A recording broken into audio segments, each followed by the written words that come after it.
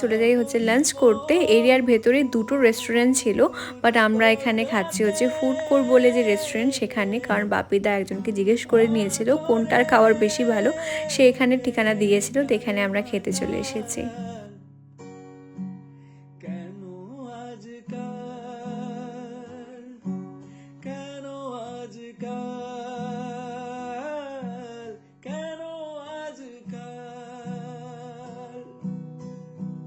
খাওয়া শেষে রাতুল সবার জন্য আইসক্রিম নেয়, আইসক্রিম খাচ্ছিলাম। অ্যান্ড সেখানকার খাবার খুব একটা ভালো ছিল না, আবার খুব একটা খারাপও ছিল না।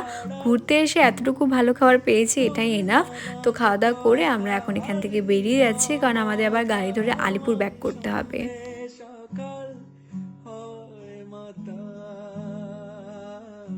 শুনেছি পুজোর আগে নাকি এখানে সিংহ আনবে, তো তখন আবার আসবো ঘুরতে। আপাততের জন্য বেঙ্গল সাফারিকে টাটা বাই বাই বলে আমরা সেখান থেকে বেরিয়ে গেলাম।